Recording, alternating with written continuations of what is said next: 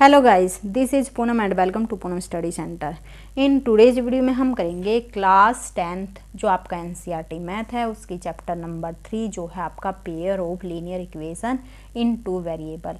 In this video में हम introduction part देखेंगे और आप सभी को पता है कि इंट्रोडक्शन पार्ट बहुत ज़्यादा इम्पोर्टेंट होता है। It is very very important क्योंकि सारी बेसिक नॉलेज जो आपको इंट्रोडक्शन में दी जाती हैं, तो इसलिए वीडियो को शुरू से लेकर अंत तक जरूर देखिएगा क्योंकि इंट्रोडक्शन पार्ट आप कर लेते हैं तो आपको क्वेश्चन को सोल्व करना इजी हो जाता है। तो यहाँ पर 1 बाई 1 करके सभी टर्म को आप समझेंगे कि क्या होता है। तो यहाँ पर देखो वेरिएबल, वेरिएबल क्या होता है, जितने भी इंग्लिश अल्फ़ाबेट हैं A to Z उनको क्या बोलते हैं, वेरिएबल बोलते हैं। अब लीनियर, लीनियर क्या होता है, तो यहाँ पर आपको पता होना चाहिए कि लीनियर क्या होता है, क्वाड्रेटिक क्या होता है और क्यूबिक क्या होता है। ठीक है, तो देखो अगर मैंने यहाँ पर लिखा 2x + 3 या 6y + 5, ये क्या है, आपके लीनियर हैं, यानी कि इनको आप क्या बोलोगे, एक्सप्रेशन बोलोगे। क्या बोलोगे, एक्सप्रेशन। अब अगर आपकी हाईएस्ट पावर क्या है, 1 है। यहाँ पर वेरिएबल की हाईएस्ट पावर क्या है, 1 है। अगर वेरिएबल की हाईएस्ट पावर 1 होती है तो वो आपका क्या हो जाता है, लीनियर एक्सप्रेशन हो जाता है। अगर आपकी हाईएस्ट पावर क्या होती है, 2 होती है, तो वो आपका क्वाड्रेटिक बन जाता है। जैसे यहाँ पर y² + 4y + 5, ये क्या आपका क्वाड्रेटिक एक्सप्रेशन है। क्यूबिक में आपकी जो हाईएस्ट पावर होती है वो आपकी क्या हो जाती है, 3 हो जाती है। हाईएस्ट पावर जब आपकी 3 होती है तो वो क्या बन जाता है, आपका क्यूबिक एक्सप्रेशन बन जाता है। अब इक्वेशन क्या होती है, अगर आपने एक्सप्रेशन के इक्वल कुछ भी टर्म रख दी, 0 रख दिया, कुछ भी टर्म आप रख सकते हो, तो वो क्या बन जाता है, आपका लीनियर इक्वेशन बन जाता है।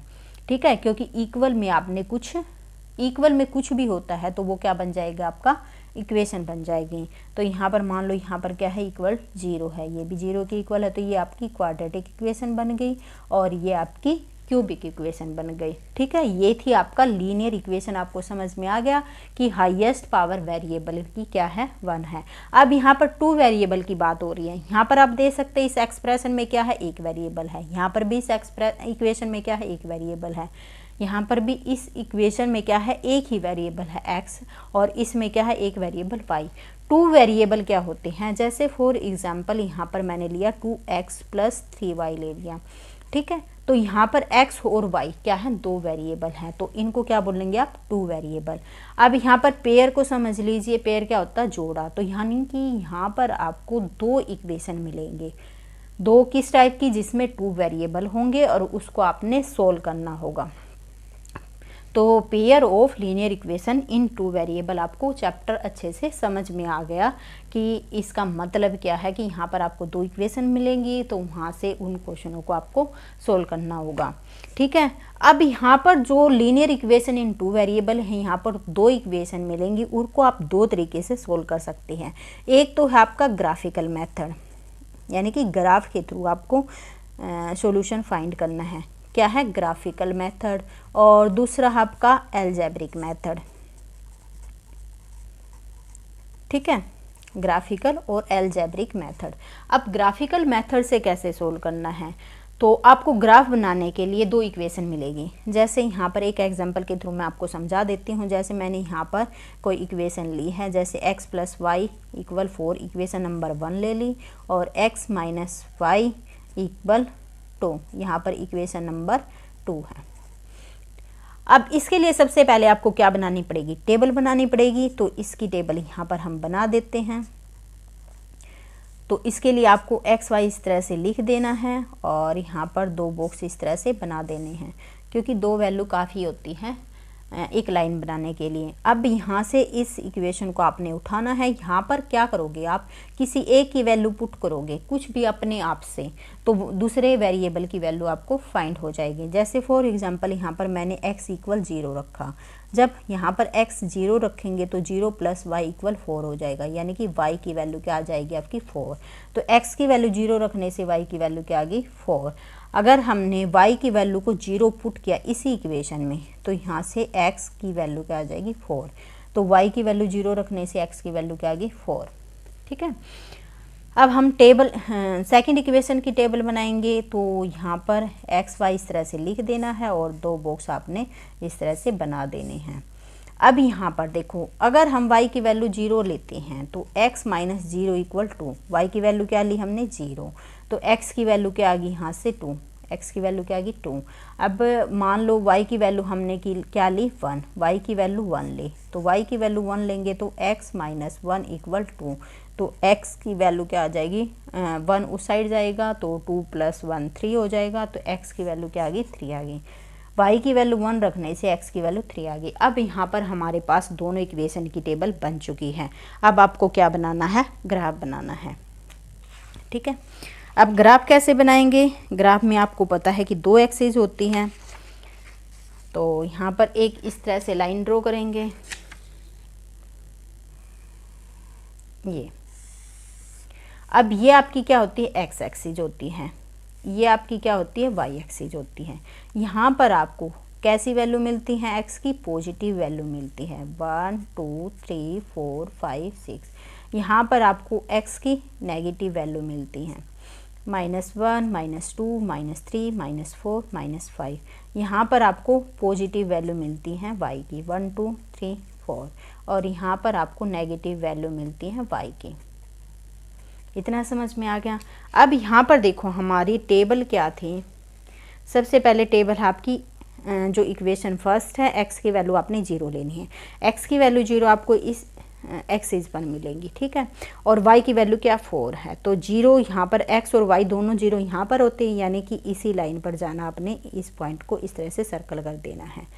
अब नेक्स्ट क्या है, x की वैल्यू 4 है, x की वैल्यू 4, यहाँ पर y की वैल्यू क्या है 0, तो y की वैल्यू 0 इस पॉइंट पे है, तो यहाँ से जाएंगे तो ये वाला पॉइंट आ गया। अब आपने स्केल की हेल्प से इसको इस तरह से मिला देना है,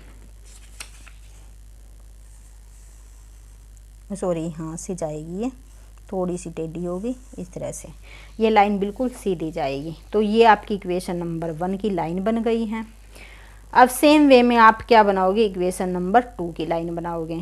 अब यहाँ पर 2 में क्या है, x की वैल्यू क्या है आपकी 2, y की वैल्यू क्या है 0। x की वैल्यू 2 आपको यहाँ पर मिलेगी और y की वैल्यू 0 भी आपको 0 यहाँ पे है, तो यहाँ पर इस तरह से लाइन लगा दोगे। दूसरी क्या है, x की वैल्यू 3 है, x की वैल्यू 3 और y की वैल्यू क्या है 1 है, तो y की वैल्यू 1 यहाँ से जानी, x की वैल्यू 3 यहाँ जानी है, तो इस तरह से ये मिल जाएगी। अब क्या करना है, इन दोनों लाइनों को मिलाएंगे, तो ये वाला पॉइंट जो आएगा ये आपका क्या हो जाएगा, सॉल्यूशन। ठीक है, तो यहाँ पर देखो जब भी आप ग्राफ बनाओगे, 2 लाइन से ग्राफ बनाओगे तो कैसे कैसे आ सकती, या तो लाइन आपकी हो सकती है कि दोनों पैरेलल आ जाए इस तरह से, या हो सकती है आपकी लाइन इस तरह से कट हो जाए, 2 पॉसिबिलिटी है। या एक हो सकता है कि अगर आपकी एक लाइन ऐसे जा रही है तो दूसरी लाइन भी इसी के ऊपर से जाए, उसको क्या बोलेंगे, कोइंसाइड, यानी कि जो लाइन है उसी के ऊपर सेम पॉइंट से वही लाइन दोबारा से बन जाती है। तो 3 केसेस आपके पास होंगे। क्या केसेस होंगे, या तो हो सकता है कि आपकी 2 लाइनें क्या होंगी, वो इंटरसेक्ट करेंगे, इसको क्या बोलेंगे, इंटरसेक्ट, या तो इंटरसेक्ट करेंगी, या हो सकता है कि 2 लाइन आपकी पैरेलल होंगी, या फिर हो सकता है कि वो क्या होंगी, दोनों की दोनों एक दूसरे के ऊपर इस तरह से ओवरलैप हो जाएंगी, उसको क्या बोलोगे, कोइंसाइड, उसको आप बोलोगे कोइंसाइड। ये 3 केसेस आपको मिलेंगे। ठीक है, अब चलिए आगे बढ़ते हैं।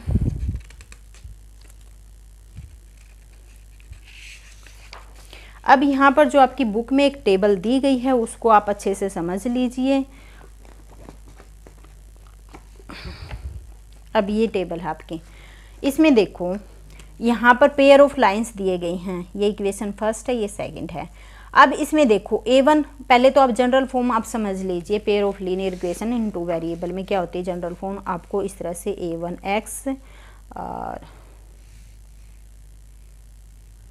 B1y और plus C1 equal 0, A2x plus B2y plus C2 equal 0।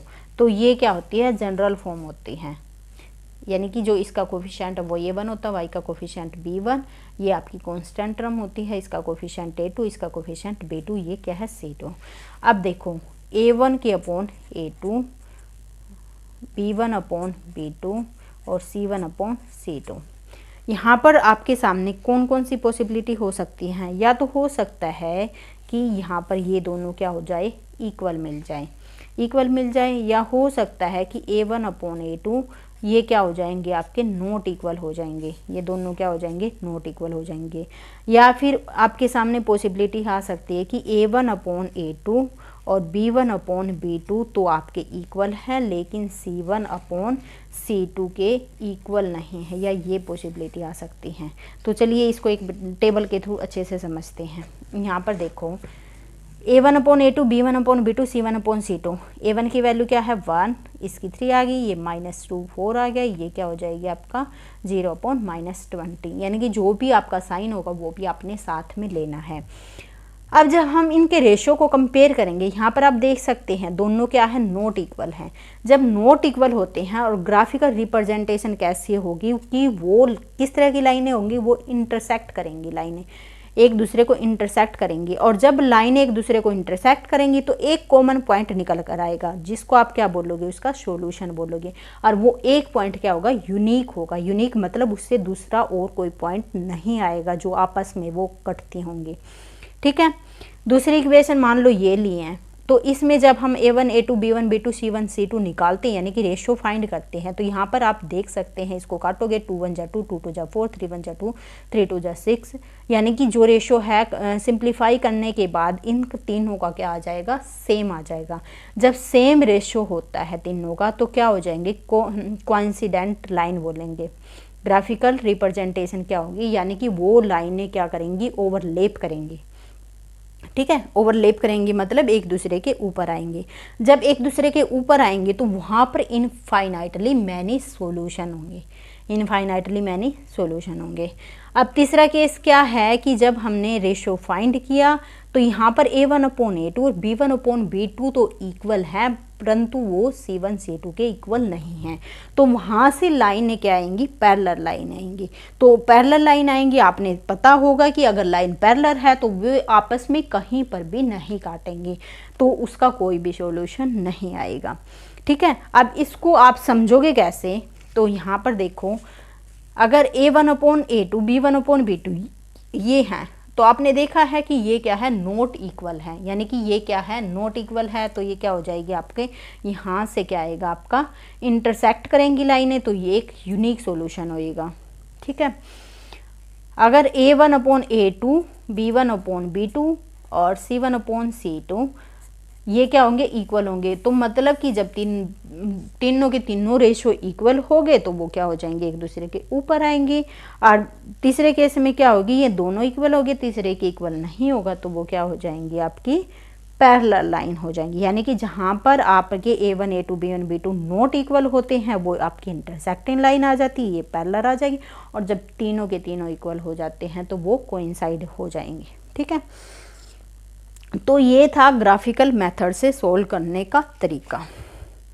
ठीक है, उसके बाद एल्जेब्रिक मेथड में क्या होता है, एल्जेब्रिक मेथड में आपको कौन कौन से मेथड मिलेंगे, एक होगा आपका सब्स्टिट्यूशन मेथड। कौन कौन से मेथड होंगे एल्जेब्रिक मेथड में,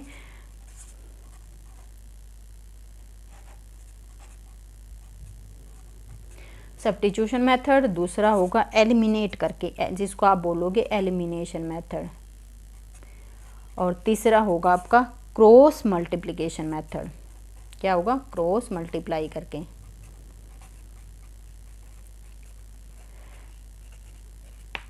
ये आपका क्रॉस मल्टीप्लिकेशन मेथड होगा। अलजेब्रिक मेथड से हम 3 तरीके से सोल्व करेंगे। अब सब्स्टिट्यूशन मेथड क्या होता है, तो चलिए एक छोटा सा एग्जांपल ले लेते हैं। तो चलिए यहाँ पर मैंने एग्जांपल लिया कि x + 3y क्या है, आपकी 6 है, ये इक्वेशन नंबर 1 है। 2x - 3y = 12 है, ये इक्वेशन नंबर 2 है। तो आपने क्या करना है, यहाँ से किसी एक वेरिएबल की वैल्यू को उठाना है और दूसरे वेरिएबल की जगह पुट कर देनी है। जैसे x + 3y = 6 है, तो यहाँ पर आप x को लिख सकते हैं 6 - 3y।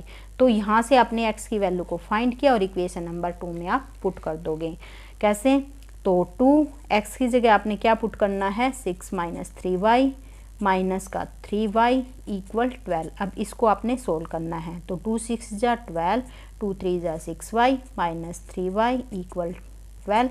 माइनस का 6 और माइनस का 3 कितना हो जाएगा, माइनस का 9y इक्वल 12, और ये 12 उस साइड जाएगा तो ये क्या आ जाएगा 0। तो यहाँ से y की वैल्यू क्या आ जाएगी, 0 आ जाएगी। y की वैल्यू क्या आ गई आपकी, 0 आ गई। अब इस y की वैल्यू को यहाँ पर पुट करेंगे, जो ये हमने x की वैल्यू को फाइंड किया था। x इक्वल हो जाएगा 6 माइनस 3, y की वैल्यू क्या है 0, तो x की वैल्यू यहाँ क्या आ जाएगी 6 आएगी। तो ये था सब्स्टिट्यूशन मेथड। तो इस तरीके से आपने करना है। दूसरा है एलिमिनेट करना। एलिमिनेट कैसे करेंगे, इसी एग्जाम्पल को समझते हैं। इक्वेशन क्या थी, x प्लस 3y इक्वल 6 और 2x माइनस 3y इक्वल 12। अब यहाँ पर आपने किसी एक वेरिएबल को सेम कर देना है। अब यहाँ पर आप देख सकते हैं दोनों वेरिएबल क्या है, सेम है। तो यहाँ पर इस तरह से ये एक प्लस का एक माइनस का है। जब हम इसको प्लस करेंगे दोनों इक्वेशन को, ये कट हो जाएगा, तो यहाँ से 2 और 1 क्या हो जाएगा 3x हो जाएगा, और यहाँ से 12 प्लस x कितना हो जाएगा 18 हो जाएगा। तो यहाँ से x हो जाएगा 18/3, 3 6 जा 12। तो x की वैल्यू क्या आ जाएगी 6 आ जाएगी। अब x की वैल्यू दोनों इक्वेशन में से किसी एक की जगह आप पुट कर दीजिए। मान लो x की वैल्यू 6 पुट करते हो, तो यहाँ पर 6 प्लस 3y इक्वल 6 हो जाएगा, और 3y इक्वल क्या हो जाएगा 6 माइनस 6 जो है आपका 0, और y की वैल्यू क्या आ जाएगी 0। ये था आपका एलिमिनेशन मेथड। तो इस तरीके से आप इक्वेशन को सोल्व करेंगे। तो चलिए गाइज, ये था आपका इंट्रोडक्शन पार्ट। इससे नेक्स्ट वीडियो में हम करेंगे एक्सरसाइज को सोल्व। तो वीडियो पसंद आए तो प्लीज़ लाइक शेयर और सब्सक्राइब करना मत भूलना। वीडियो देखने के लिए धन्यवाद।